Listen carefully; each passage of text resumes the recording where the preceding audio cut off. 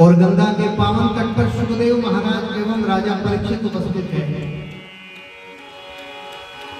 राजा परीक्षित ने सुखदेव महामुनि से कहा कि हे धर्म सम्राट सुखदेव महामुनि, कल के चरित्र में आपने श्रीमद् भागवत महापुराण में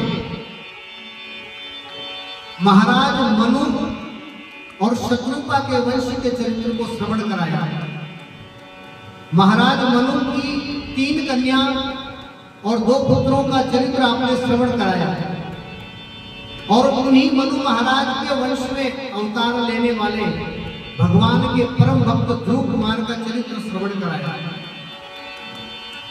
ध्रुव कुमार के बाद में प्रिव्रत महाराज को राजगादी सौंपी। प्रिव्रत के यहाँ पर महाराज नाभि का जन्म हुआ और नाभि के यहाँ पर ऋषभदेव महाराज का जन्म हुआ।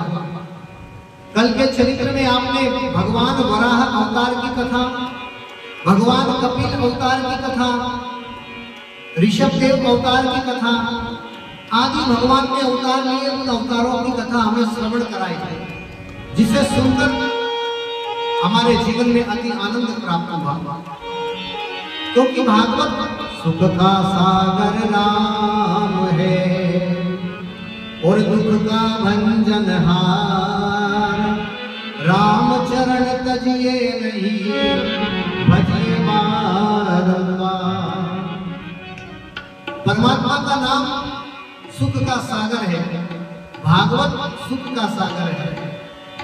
यदि आपने एक बार मन मारकर भागवत को श्रवण कर लिया तो समझो आपने सुख का सागर प्राप्त कर लिया।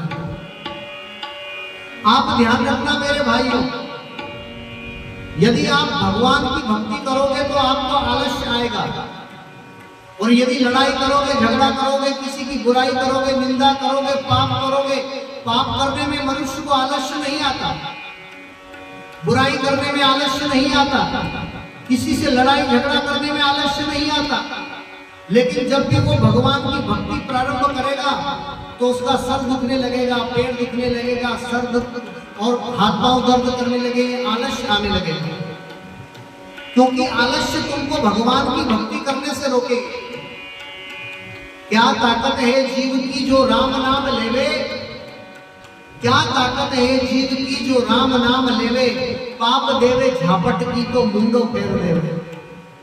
हम भगवान का नाम लेना चाहेंगे लेकिन हमारे आलस्य, हमें नींद आने लग जाएगी, हमारा शरीर दुखने लग जाएगा, ना जाने कौन मेहमान भी आ जाएंगे। मेहमान आ गए साहब भजन करने नहीं जा पाऊंगा, मेहमान आ गए साहब मंदिर में नहीं जा पाऊंगा, मेहमान आ गए साहब मैं कथा में नहीं जा पाऊंगा। 3 बार भोजन भजन एक बार, 3 बार भोजन भजन एक बार, उस पे भी आते हैं झंझट हजार। मन में मेरे आए मैं मंदिर चली जाऊं, मन में मेरे आए मैं मंदिर चली जाऊं, मंदिर चली जाऊं मैं दर्शन करी आऊं। जाते जाते रास्ते में आ गया बुखार, जाते जाते रास्ते में आ गया बुखार, उस पे भी आते हैं झंझट हजार। अब कथा में बैठो, लेकिन बैठोगे कैसे? क्योंकि तुमने खाना तो खा लिया, 5-7 फुलके खा लिए और 5-7 कटोरी हलवे की खा लिया, 5-7 खीर की कटोरी खा ली, ऊपर से कथा में आकर बैठ गए तो कहां से कथा में मन लगेगा, नींद आएगी। तो कोई भी खंबे का टेका लेगा, कोई दीवार का टेका लेगा। इसलिए कहते हैं ना कि भगवान की कथा सुनो तो आहार लेकर मत सुनो।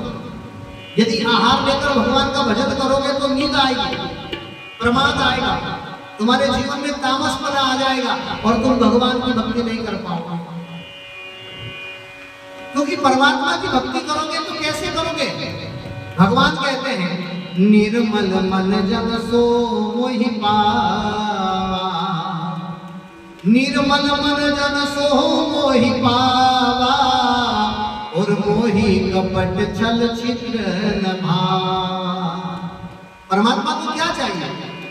परमात्मा को तुम्हारा निर्मल मन चाहिए।